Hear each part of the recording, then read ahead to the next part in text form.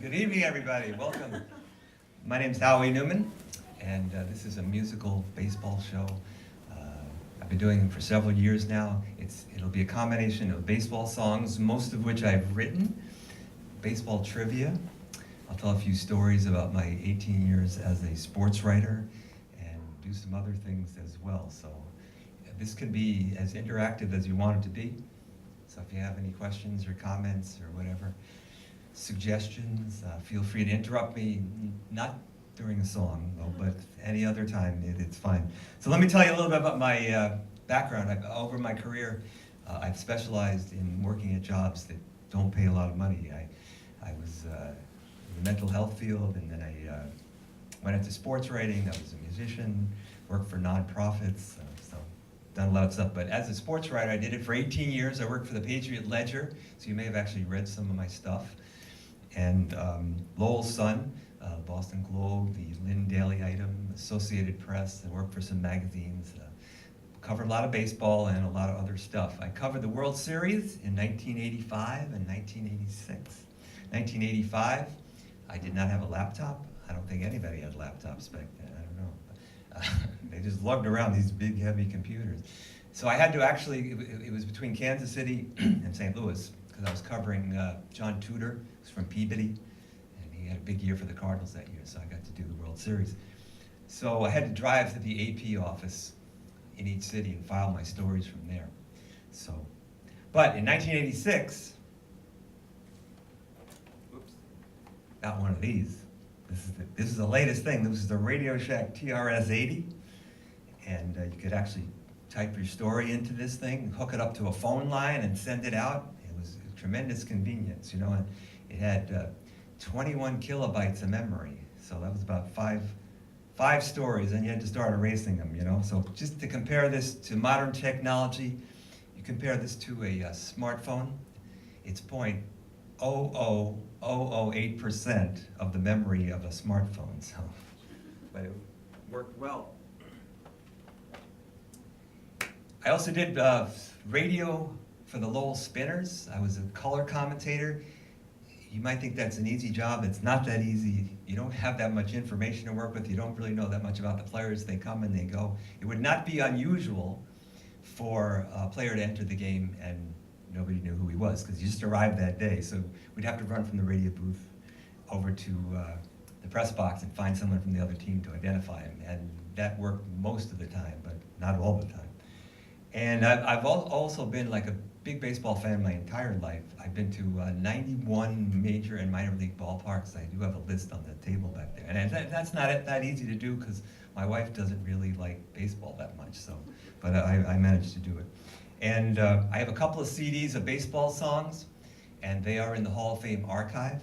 So if you go to Cooperstown, that's a separate department from the regular museum. They're in there. So that's my background. A lot of baseball, a lot of music, and they just kind of intertwined. So the first song I'm going to do is about Johnny Damon. Remember Johnny Damon? Sure.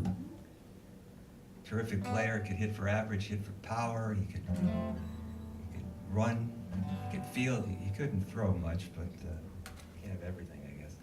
And he had a lot of big hits, helped them win the World Series in 2004. Had a grand slam against the Yankees in the 7th game of the Elite Championship Series. Following year, he hit .316. It was his career high, and became a free agent over the winter. And he did the unthinkable, which was to sign a contract with the New York Yankees for a mere $12 million more. I mean, the nerve of that guy. So I wrote a song about it. People thought it was kind of amusing. I played it for a few years, then it got a little dated. So stopped playing it. But now it's retro, you know, it's nostalgic, so it's making a comeback. So. Why did you go, Johnny Damon? Why did you take the cash and run? Do you think in New York City you'll be having this much fun? They cut your hair and shave your beard, you smiled, you just said thanks. We don't love you anymore, 'cause now you're with the Yanks.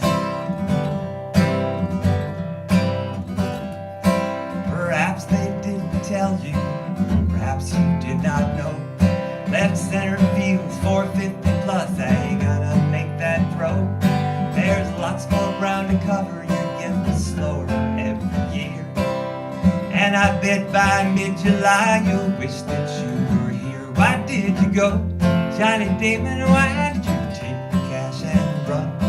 Do you think in New York City you'll be having this much fun? They cut your hair and shave your beard. You smiled and just said thanks. We don't love you anymore, 'cause now you're with the Yanks. Now George, you don't like losing, so you best be on your guard. 'Cause if you don't hit 300, life will never be so hard. And if you don't make the playoffs and win a couple rounds, fans will cuss and swear at you, run you out of town. Why did you go, Johnny Damon? Why did you take the cash and run? Do you think in New York City you'll be having this much fun? They cut your hair and shave your beard. You smiled and just said thanks. We don't love you anymore, 'cause now you're with the Yanks.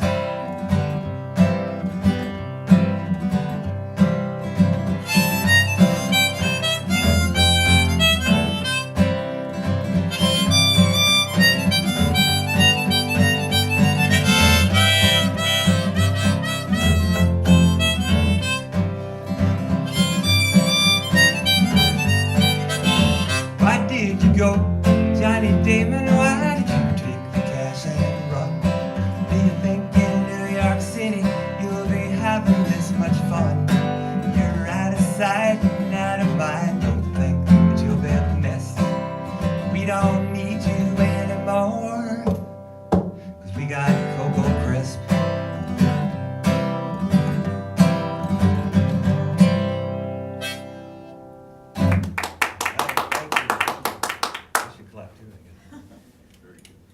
So Cocoa Crisp took over in center field for Johnny Damon, but the Red Sox had this hot shot in the minor leagues named Jacoby Ellsbury, and within a couple of years he was the regular center fielder. So I rewrote the final chorus to reflect that bit of information, and then Ellsbury signed with the Yankees too, so I said, the heck with it. He's still on the injured list. Yeah, he didn't play all last year, and he hasn't played this year yet. So all right, we're going to do the first trivia question. This is my favorite trivia question. Nobody has gotten it yet. I've done many of these shows. Come on in. It's free. I enjoy it. Good. I like this trivia question because it harkens back to a different era. So who holds the pitching record? Most strikeouts in one game. Hi. Come on in. It's free. A guy named Roger Clemens. That's a good guess, but it's not the right answer. It's sort of almost there. It has to go back to like Christy Matthews. No, you don't have to go back to Christy. You want to take a guess? Okay. Well, Roger Clemens, along with two others, holds the record for most strikeouts in a 9-inning game. Okay, 20 strikeouts in a 9-inning game. Thank you. A 9-inning game. He did it twice, actually. He's the only player ever to do it, only pitcher ever to do it twice. And Kerry Wood and Randy Johnson also did it. But that was for a 9-inning game. But way back in the 60s and 70s, guys didn't only pitch 9 innings.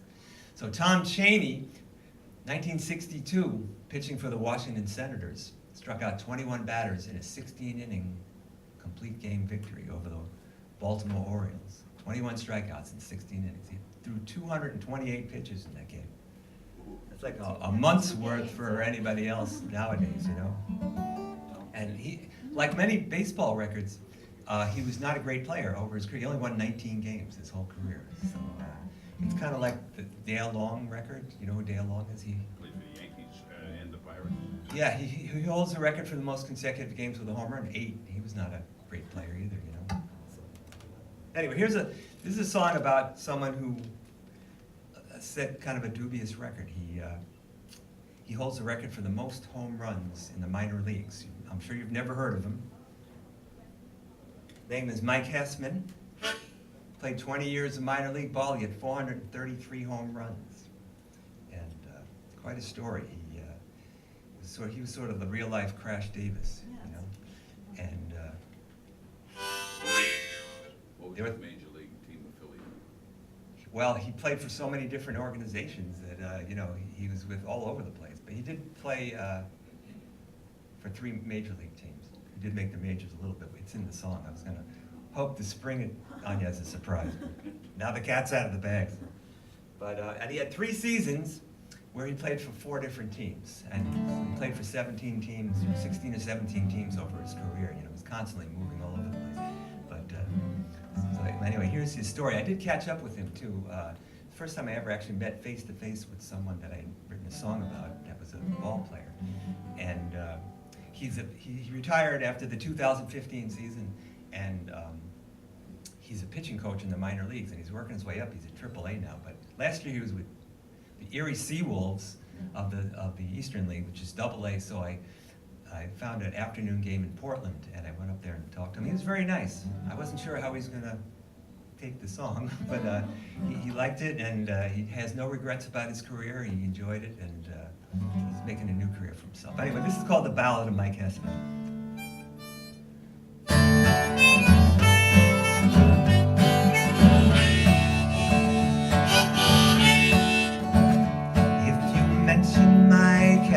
That name might not ring a bell, but he's a legend in his own right, with a grand story to tell. He hit more home runs than any minor leaguer ever did. It's a dedication to heart and soul and a ton of grit. He just kept playing cause he loved it, living out his dream, playing baseball for a living ever since he was 18. The years flew by just like the wind.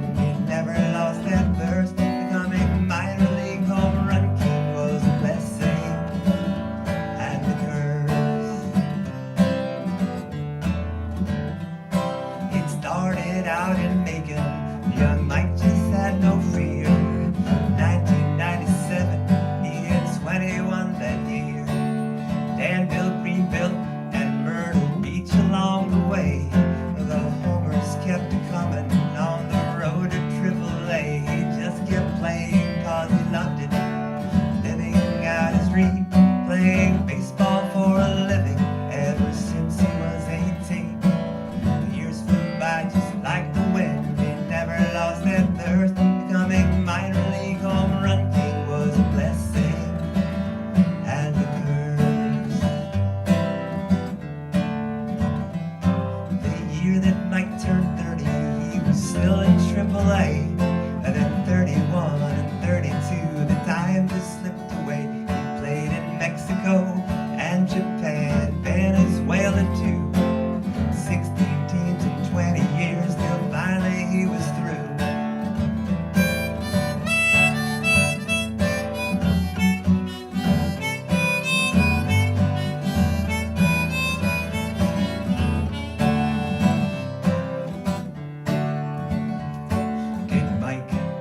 Make the majors? The answer is yes. He had cups of coffee with the Braves, the Tigers, and the Mets. 14 big league homers, 5 seasons in the show. With a little luck, he might have stuck. I guess we'll never know. He just kept playing cause he loved it, living out his dream, playing baseball for a living ever since he was 18. The years flew by just like the wind. He never lost that thirst. Becoming minor league home run king was a blessing and a curse.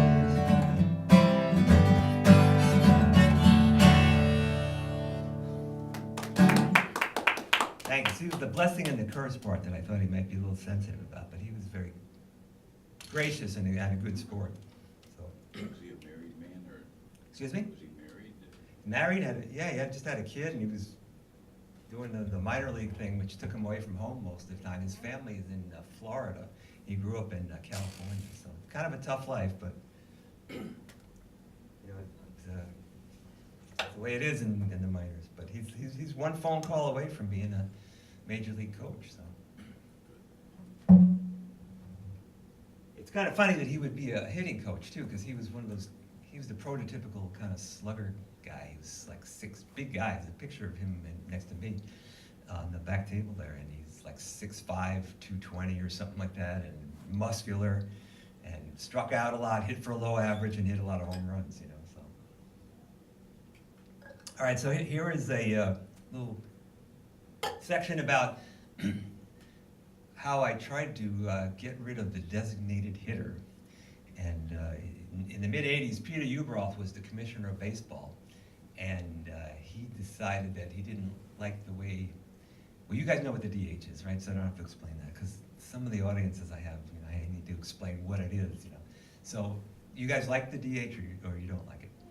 You're okay, you like it though, right? Well, I won't hold it against you. It keeps a lot of old men in the game. Yeah, I know, that's, well, anyway, so it was invented because the offense had started to stagnate a little bit, and actually 1968, the year of the pitcher, you know, and Bob Gibson had an ERA of 1.12, and Denny McClain won 31 games, and Carly Yastrzemski led the league in hitting at 301, you know, so they put in the DH. So Peter Ueberroth wanted to find out whether the fans embraced this or whether they should get rid of it or whatever, you know. So he said, I'm going to conduct a poll of all the baseball fans in the country, and we'll decide this. So I decided I'm going to make my move here.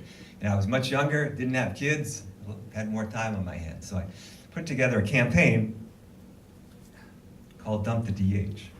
And I printed up about 2,000 of these bumper stickers and sent out press releases. And it was the 1985 equivalent of going viral. For some reason, it was the perfect storm. I did 30 radio shows on big stations too. I was on in San Francisco one night for like 3 hours. It got written up in the New York Times, the LA Herald, a lot of big daily papers, the Sporting News, USA Today, and then it also got written up in Sports Illustrated. And that has a worldwide subscription base. So once it hit Sports Illustrated, and there's a copy of it on the back table, I started getting mail from all over the world, because I was selling these things for like $2 with a little pamphlet in it, you know, and really had a lot of fun with it. Now, I don't like the designated hitter because it just kind of fundamentally changes the strategy of the game, and you know, it's just, you don't have to worry about taking your pitcher out, you don't have to worry about pinch hitting, and you don't have to, if you have a guy who can't play defense, you don't have to worry about him either. It's just kind of takes a lot out of it. One of the things that I circulated was this Dump the DH pamphlet. So here are some of my fun facts that I distributed to some people. Hello, how are you? All right, you guys just, your chances just went down 33%. So we're raffling off my 2 baseball CDs. And all you have to do is go on the back table. There is a blank piece of paper. Just put down your name, your address, your bank account number, your social security number, and your passwords. And so these are some of the things that I found out in the course of doing the research. So that Hall of Famers Babe Ruth, Bill Terry, George Sisler, Ted Williams, and Stan Musial all began their careers as pitchers. Now we all know that Babe Ruth started out as a pitcher because he pitched for the Red Sox. So just imagine if they had the DH back when baseball was invented. You know, Babe Ruth never would become an outfielder, and then might not even have baseball now. So anyway, Ken Holtzman, remember Ken Holtzman, a left-handed pitcher for the A's, Oakland A's, 3-1 record and a .571 batting average in the 73 and 74 World Series. Had 3 doubles and a home run among his many hits. And there were a lot of good hitting pitchers that we wouldn't have gotten to see had they had the DH now. Wes Farrell hit 38 home runs. That's the record for a pitcher. Bob Lemon hit 37.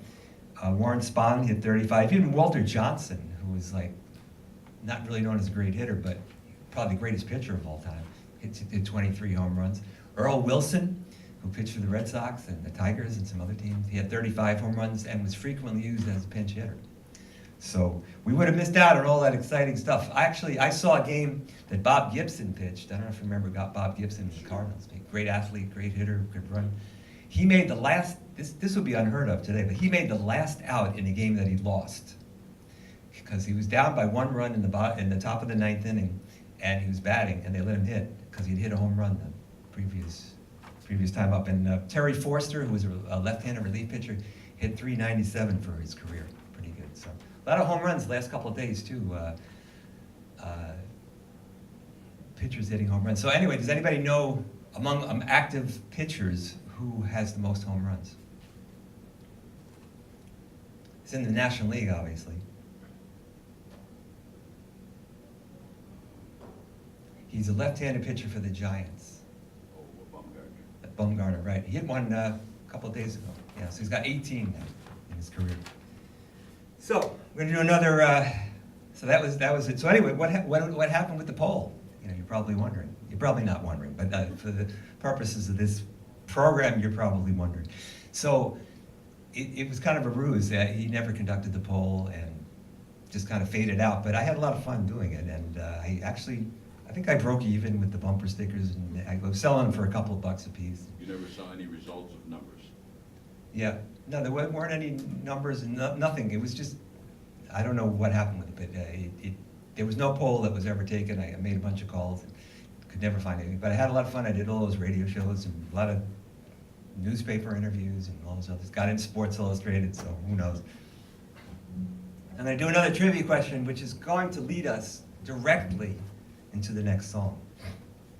So, going back to 2004, when the Red Sox won the World Series for the first time in quite a while, they traded Nomar Garciaparra.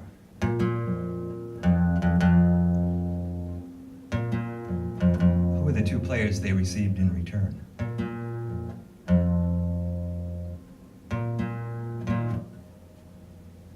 Not the shortstop.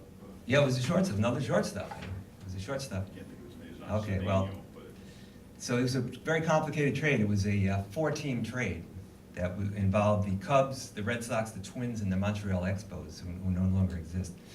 So the Red Sox received Orlando Cabrera from the Montreal Expos and Doug Minkiewicz from the Minnesota Twins. I wrote a song about Doug Minkiewicz. You know, he recorded the final out of the 2004 World Series. That's not why I wrote the song, though. The reason I wrote this song is because until Doug came to the Red Sox, I could never pronounce his name, you know? They couldn't even spell it in the box score. They had to take all the vowels out. But once he came over here, you hear it on TV, you hear it on radio, you read it in the newspaper, so I learned how to say it. And I discovered that this was a very lyrical name. It had a poetic cadence to it, you know, Doug Minkiewicz, you know. So it was kind of fun to say. And I figured if it was fun to say, it's got to be 3, 4, 5 times as much fun to sing. So.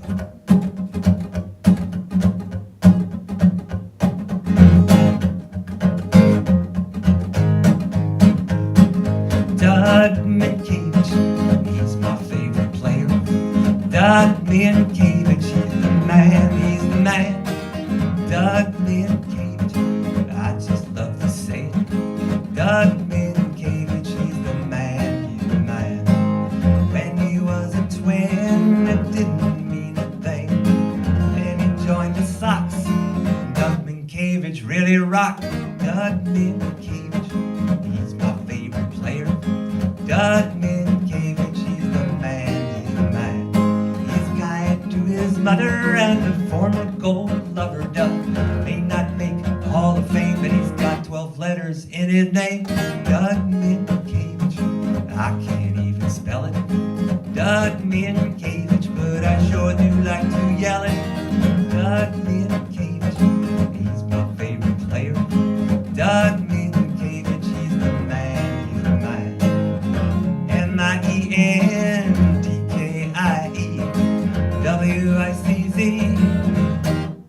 I think that's right.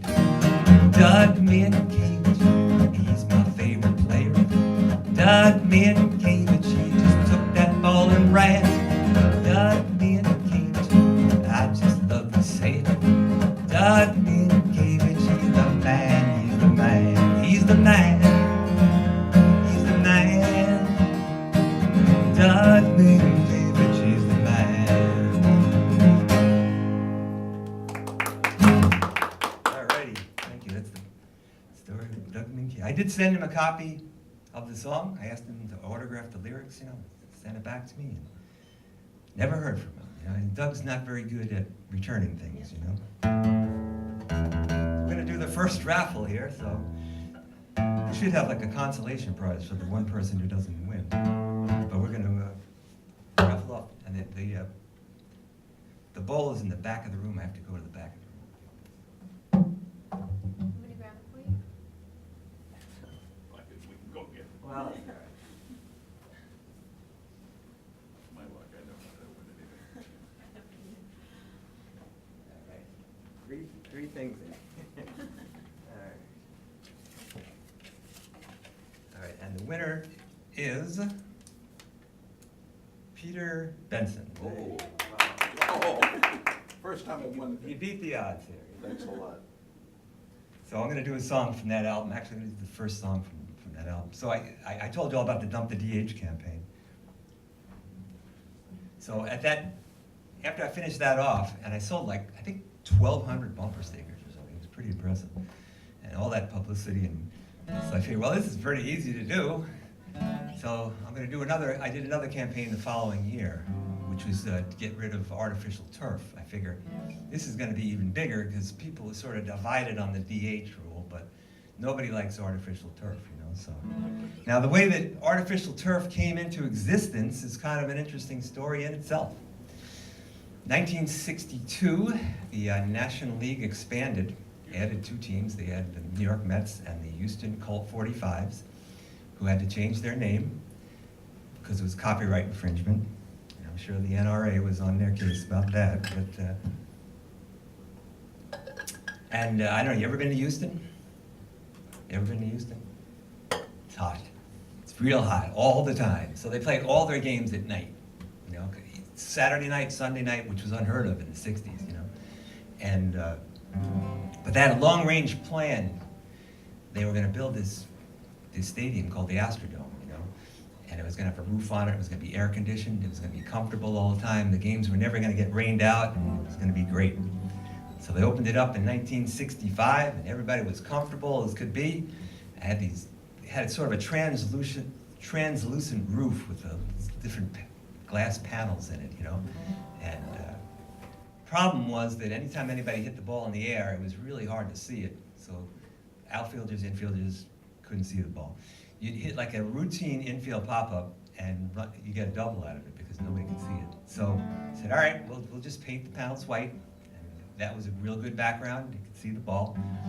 But no sunlight came in, and the grass died. So by the end of the year, they were playing on like dirt and brown grass that was painted green. It was kind of terrible. So I had to come up with a solution to this over the winter because they couldn't go on with that. So developed artificial turf. I think it was Monsanto that did it. So I put together this campaign called Pull Out the Rug, and did a lot of research. This is more of a pragmatic campaign rather than the DH was more philosophical, So I made a nice brochure about all kinds of information about prescription athletic turf, which drained really well, and you didn't have to have artificial turf, and how can you grow grass indoors, and all this other stuff. Well, for some reason, this just wasn't as popular as the Dump the DH. I don't know, it just didn't really strike a nerve. So it didn't, I mean, I did get some nice write-ups and stuff, and I did some radio shows, but nothing like the Dump the DH, So just kind of faded out, and still have a few hundred bumper stickers left if you want one. I don't know. But about 7 or 8 years prior, I had written a song about artificial turf, and I sort of incorporated that into the campaign. And it was like the 70s, so everybody was writing protest songs, and this is my protest. Although I've written a couple, actually, this year I've written a couple of protest songs, but I'm not going to do them tonight. But this is my protest song from mid-70s, I guess.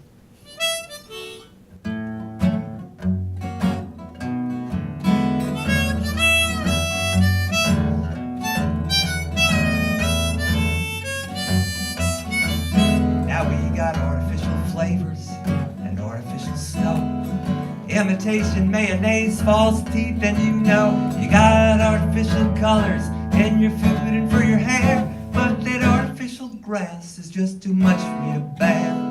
If Abner Doubleday was alive, he'd be gassed. He went to a baseball game and didn't see no grass, just a big green carpet with some fancy white lines, a little bit of dirt, and those metric signs he'd see. AstroTurf, AstroTurf. What have they done to Mother Earth? I don't want nothing beneath my feet that a horse can't eat. So take it away.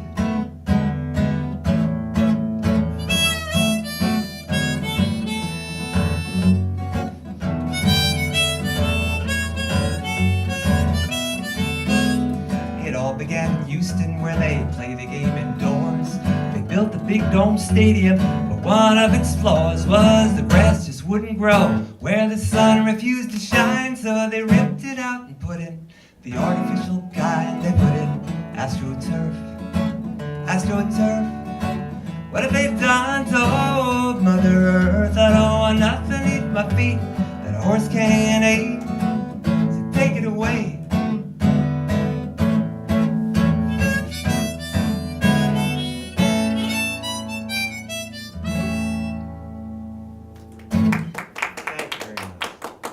Thank you very much. Now I usually insert a non-baseball song in here because usually you have the audience and not everybody's a big, but you guys are all baseball fans, so I don't really need to do that, I don't think. Plus we're running a little late. I'll add it on to the end if we have time. This is a song I wrote about the great Red Sox collapse in 1978. Remember that? Yes. They had a 14.5 game lead on the Yankees, and wound up they were tied at the end of the regular season, and had to play a one-game tiebreaker. It was actually part of the regular season. It wasn't a playoff game. And they were cruising along. They were winning 2-0. Mike Torres was throwing goose eggs, And Bucky Dent came up with a couple of guys on and hit a little pop fly into the left field seats, and that was the Yankees went ahead. They never relinquished the lead. They won the game 5-4, and there's no wild card back in 1978. So the Red Sox won 99 games and they went home. Yeah, it's popped out the last out. Riaz fouled out to Greg Nettles at third base with the final out of the game. So I was at that game actually. I'll tell you the story how I got tickets for that. I had heard something through the grapevine that the Red Sox were selling the tickets prior to the game. Like, the game was scheduled for a Monday, the season ended on Sunday. So they were selling the tickets, and it wasn't clear whether they were going to use them or not. But this was pre-internet days, so they had to figure out a way to get some tickets out there, And it wasn't covered by any of the season ticket plans either. So I heard that, and my wife went into Boston. I think said, stop by Fenway Park and just buy a couple of tickets, and we'll get our money back if they don't play the game. If they do, then it'll be cool. So the Red Sox had to win the final game of the season, and the Yankees had to lose in order to force that one-game tiebreak, and that's what happened. So we had our tickets in hand, and we walked out of the ballpark that Sunday, and the line was like around the block because there's no internet or anything. So we got in, and it was a great game. It was a very memorable game. It was disappointing, and so I figured since I covered the '86 World Series and I went to this game, so I was in person. I viewed the two most disappointing moments in Red Sox history, so whatever that's worth. But I wrote this song to sort of remember the season, and it was also inspired by my mother, who was a Brooklyn Dodgers fan, and the Brooklyn Dodgers had great teams in the 40s and 50s, but they could never beat the Yankees in the World Series. Actually, they did one time. In 1955. That was the only championship in Brooklyn. So the battle cry out of Brooklyn every year was wait till next year, and that's the name of the song.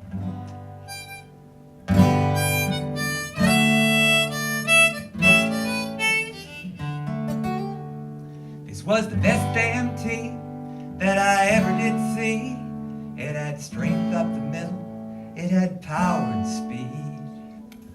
Most of the season they could do no wrong, but when October rolled around, it was the same old song, wait until next year. Wait till next year. Exactly what went wrong is all too clear. So near and so far, close but no cigar.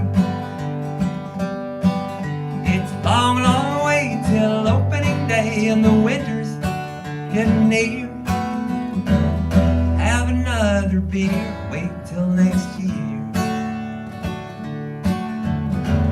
We all thought it was a piece of cake, that 12-game lead at the All-Star break, but the pitching was lousy, the hitting got worse, and the next thing I knew we were out of first.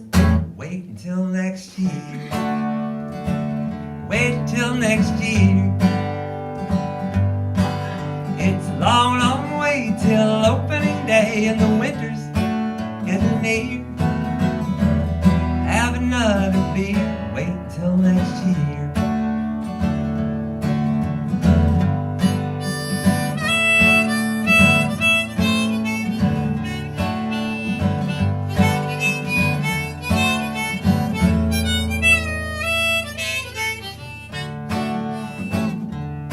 Well, the clouds of the summer became the outs of the fall. That baseball team made fools of us all.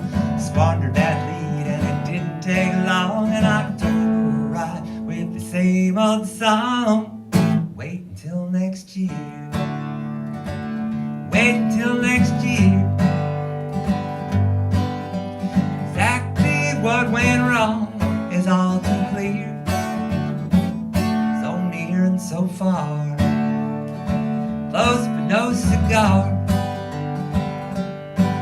It's a long, long way till opening day, and the winter's getting near.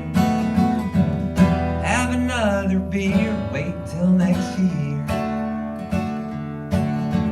Have another beer, wait until next year.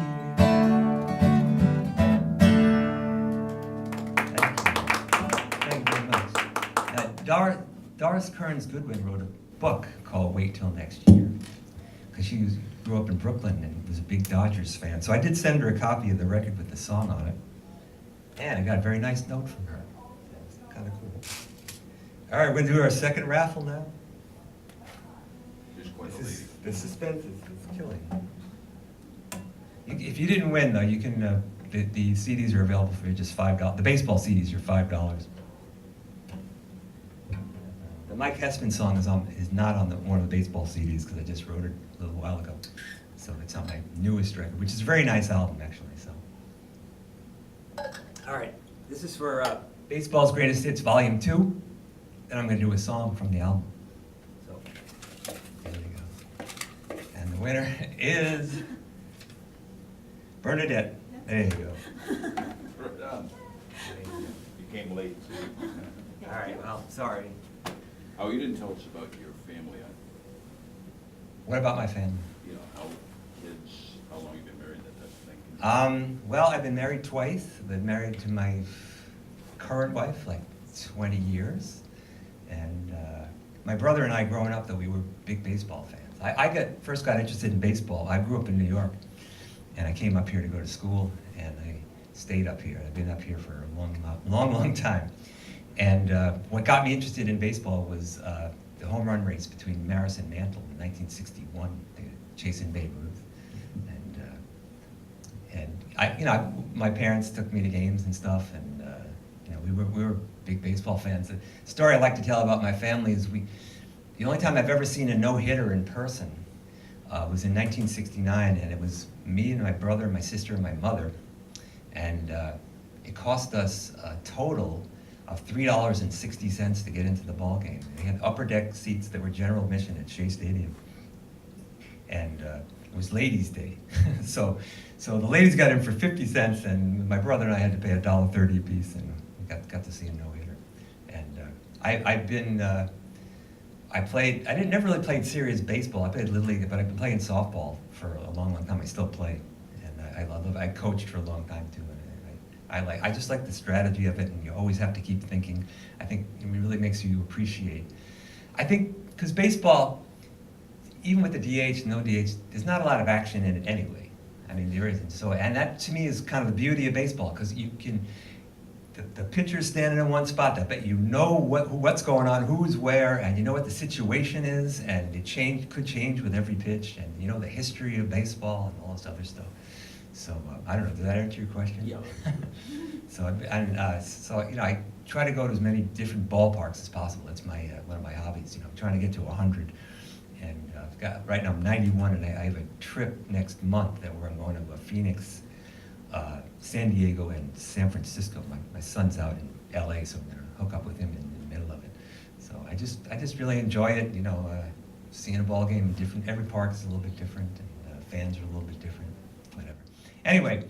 So this next song is about, it's called the Mendoza Line. Now you guys are real baseball fans, right? So you know what the Mendoza Line is? Right? You know what the Mendoza Line is? Do you know what it is? No. Well, you are going to find out all about the Mendoza Line. So it stands for a 200 batting average. And it was inspired by Mario Mendoza, who was the prototypical slick fielding, weak hitting shortstop. He managed to stay in the major leagues for 9 seasons based solely on his defensive ability.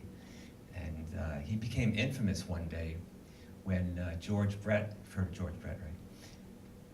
Have you heard of George? Okay, so you're not a real, all right, so that's okay. Because this will be like educational experience for you. George Brett was a Hall of Fame third baseman for Kansas City, and he was the guy who came closest to hitting 400. I think he hit 390 one season. And terrific ball player, really gutsy ball player, run through the wall for you. And he was, anyway, so he had started the season in a terrible slump, and he was talking to reporters one afternoon, and he said something to the effect of, I knew I was off to a slow start when I looked at the averages and saw that I was below the Mendoza line. So that, from that point forward, Mario Mendoza became this sort of tragic icon, always associated with the 200 batting average. So I thought it'd be kind of fun to write a song about it, and so I did the research, I wrote the song, and I liked it enough to go and record it. So before you go into a recording studio, you got to figure out, well, what kind of song is this going to be, you know? What musical genre? So to my ear, Mendoza Line sounds like something from the Wild Wild West. So we did a country and western version. Put together a great country band in the studio, and came out really well. So I invited the guys down tonight to play with me, and they're not here. But I've got the next best thing for you, which is the karaoke version of the song. And there's a little sing-along part for it. And there's a little sing-along part in the song for you. So it just takes me a couple of seconds to crank this up. So I will get it. When I get famous, I'll get like a tech or something. Yeah.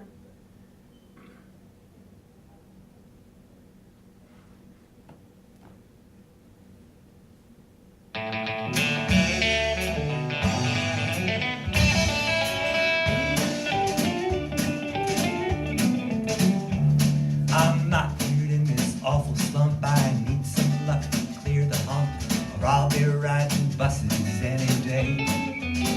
I know it's so bad that I could cry. The worse I do, the harder I try. That 90 feet looks like a mile away.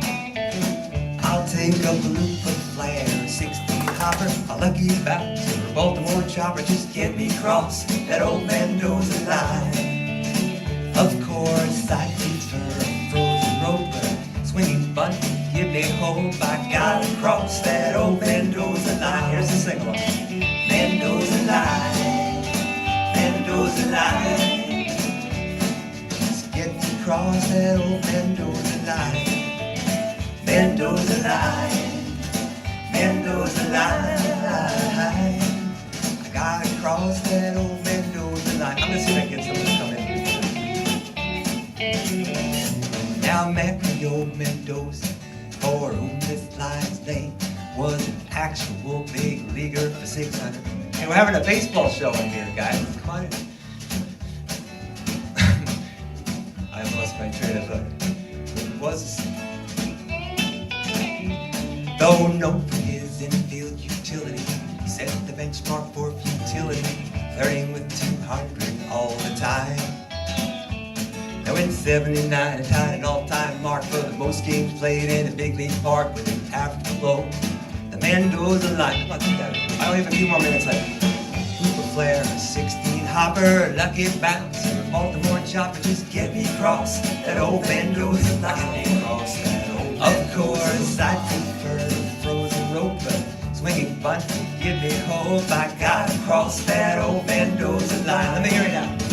Mendoza line, Mendoza line. Just get me across that old Mendoza line. Get me across that old Mendoza line, Mendoza line. I gotta cross that old Mendoza line. This is the only song where I can take a drink in the middle.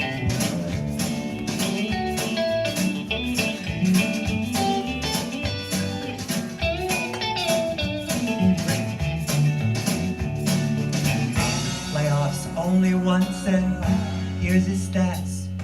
3 games played and 1 hit in 5 total at-bats. I'll do the math correctly, you will surely find. Right smack dab on that Mendoza line. So if you're struggling on the field in any part of life, think of that brave soul south of the border. He plucked and scrapped his whole life through only to be linked to ineptitude. He's a true immortal of a different order.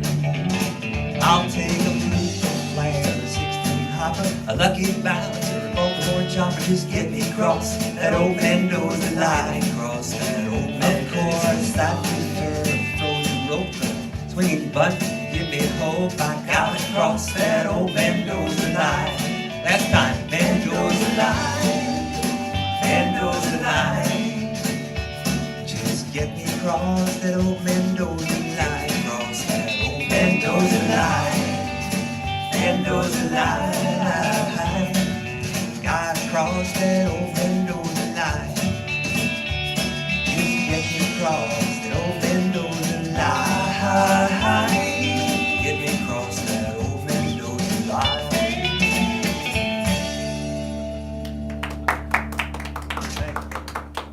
Let me introduce the members of the, yes. I have a question. Yes, You know how to play Pretty Woman? I do not. This is actually a baseball show. Yeah. I just played I saw you with the Red Sox jacket on. You know how to play Sweet Caroline I am going to do Sweet Caroline, actually. for my staff. All right, well, have a Big seat. I'm fist. almost done here, so A have a seat. request. What? A request. Well, it's actually part of the show, because, well, anyway, that's all right. So anyway, let me introduce the members of the band. Directly behind me on the drums is Chris Anzalone. You can play along with him. On bass, Rob Ignacio. On electric guitar and mandolin, Steve Mayone. And on backup vocals, actually, I did all the backup vocals. And there's a reason for that, because if you go into a studio and you hire professional singers, it gets pretty expensive pretty quickly. So I did all the vocals myself, and I saved a lot of money because I only charged myself half as much. Now I know what you're thinking. You're saying to yourself right now, this is just some cheap publicity stunt to promote this CD. Let me tell you something. You're right. You got me. So it's available on the back table for $5, and pretty good deal, really. 6 songs for $5. Or if you're kind of digitally oriented, or you have a son or a friend that I'm selling the downloads to at a significant discount. So some people don't even have anything they can play a CD on, So anyway, I am going to do a little. Let's do another couple of trivia questions. All right. How many 200-hit seasons did Ted Williams have? I would say 9. Can you take a guess?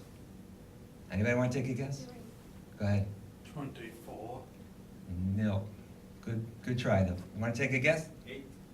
Okay, the answer is 0. And there's a reason for that, too. Because Ted Williams, his theory of hitting was that if the ball was not over the plate, if it wasn't a strike, you don't swing at it. If it was like 1 millimeter outside, you didn't swing at it. So he drew many, many walks, and he holds the record for the highest on-base percentage of all time because he walked so many times. Had 190 walks twice. He averaged 147 walks per 162 games. And the year that he hit 400, and he hit 406 in 1941, he had 185 hits and I think 147 walks. 140, yep, the year he hit 406. All right, so one more. And who holds the Red Sox record for the most hits in one season? It's not Ted Williams, obviously. I can give you a hint if you want. He played third base in the 80s. Frank knows, no. Wade No. Boggs. Wade Boggs is the correct answer, yeah.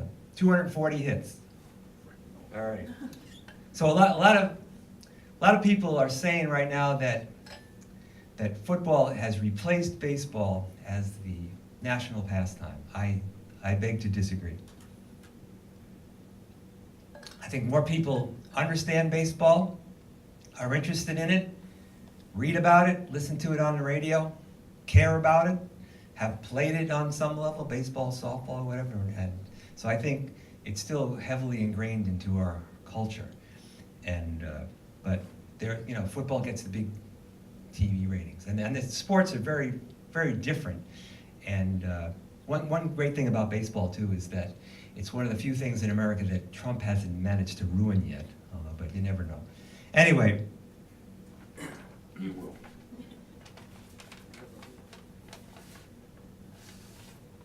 George Carlin, late great comedian, did a terrific comedy piece comparing baseball and football, and I'd like to do that for you right now. Baseball is a 19th century pastoral game. Football is a 20th century technological struggle. Baseball's played in a diamond, in a park, the baseball park.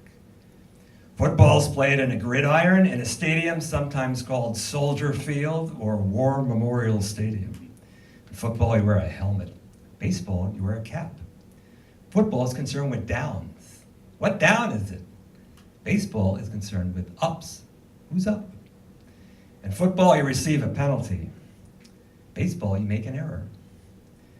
Football is clipping, spearing, piling on, personal fouls, late hitting, and unnecessary roughness. Baseball has the sacrifice. Football is played in any kind of weather, snow, sleet, hail, fog, rain. And baseball, if it rains, we do not go out to play. Baseball has a 7th inning stretch. Football has the 2-minute warning. Baseball has no time limit. We don't know when it's going to end. It might go extra innings. Football is rigidly timed and will end even if we have to go to sudden death. And finally, the objectives of the two sports are totally different. In football, the object is for the quarterback, also known as the field general, to be on target with his aerial assault, riddling the defense by hitting his receivers with deadly accuracy, in spite of the blitz, even if he has to use the shotgun. With short bullet passes and long bombs, he marches his troops into enemy territory, balancing this aerial assault with a sustained ground attack that punches holes in the forward wall of the enemy's defensive line.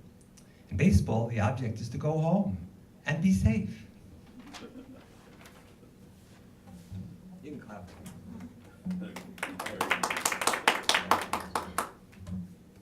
A couple more songs to do here. I want to thank the people here at the Boyden Library for inviting me. I appreciate it. And also the Friends of the Boyden Library for funding this concert. They do a lot of, give them a round of applause. Between the library and the Friends, they put together a lot of really great programming for people of all ages at all different times, and a very diverse bunch of things to do, and it's free, and it's really great. And as musicians, we love to do these shows because you get a real nice audience, a small room, and it's really nice. I want to thank you all for coming tonight also. There. Trying to get away here. Okay. So I'm going to do a couple of songs that I didn't write. Wish I had, though. I'd probably be a little more money than I do now. But Neil Diamond wrote this song, and about 15 years ago, a member of the Red Sox staff and his wife, they had a baby girl. and named Caroline. And so in honor of that, they played it on the PA system at Fenway Park in the middle of the 8th inning. And everybody sang along and seemed to really have a good time. So they tried it the next night, and everybody did it again. So that was 15 years ago. They're still doing it.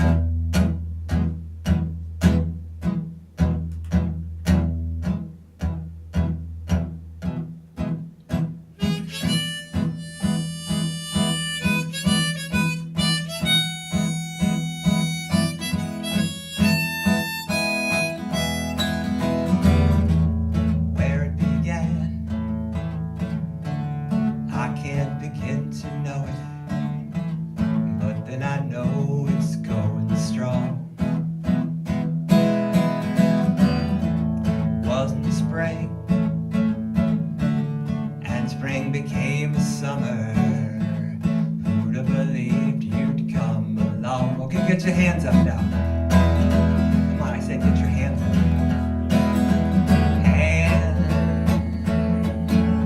Touching hands, reaching out, touching me, touching you, sweet Caroline. Good times that never seem so good. I've been inclined to believe they never would, but now I look at the night and it don't seem so lonely. We fill it up with only two. And when I hurt runs off my shoulder. How can I hurt when holding you? Warm, hands up again. Touching warm, reaching out, touching me, touching you, sweet Caroline. The time that never seemed so good. I've been inclined to believe they never would. Sweet Caroline, good times that never seem so good. I've been inclined to believe they never would.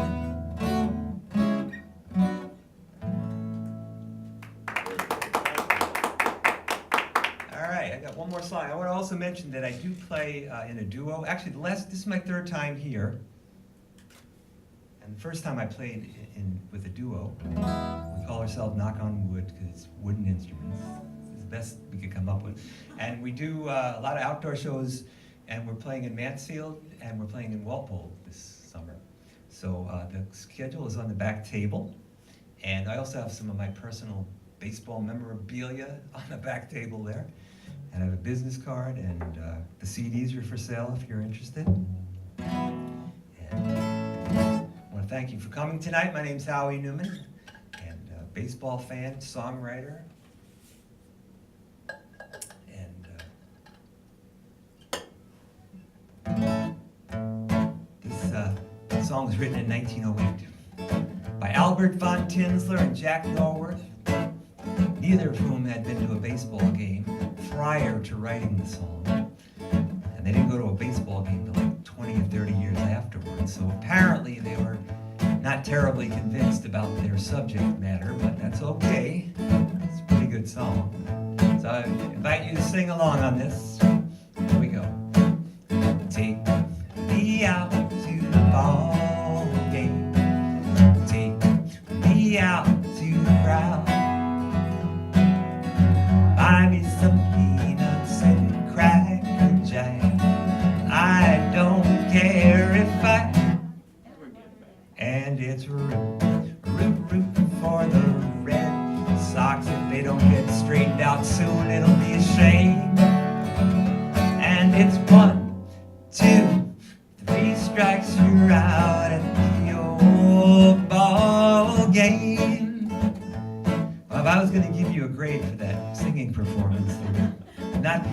than a B minus, okay? I mean, I know the Red Sox they have a tough start this year, but they did win 108 regular season games last year and swept their way through the playoffs. So I would think you'd be a little more enthusiastic. So we'll try it one more time, a little more passion, a little more volume. Okay, here we go. Take me, that's much better. Ball game, take me out to the crowd. I need some peanuts and Cracker Jack. I don't care if we ever get back. and there's a root for the Red Sox if they don't win. It's a shame. Big finish now. Here we go. For It's 1, 2, 3 strikes, you're out at the old ball game. Thank you very much. Pressure. All right. Thank you so much. You were with the crowd. Thank you. We'll see you this summer too. Oh, good. Yeah. Oh, yeah. It's a fun show. We do, we do a lot of covers and stuff. We might do some kid songs if there are kids out there. Have a lot of fun. So, You're on top of your game. Wow. thank you. Thank you. Thanks a lot. All right, Thank you for performing. I thought you just said. thank you. Well, no, you guys gotta go the show home. must go on. It's, I did notice a guy that had in the thing here, there's a guy that had a bald spot on top. Me. First time I went into a Best Buy, I looked and I said, who the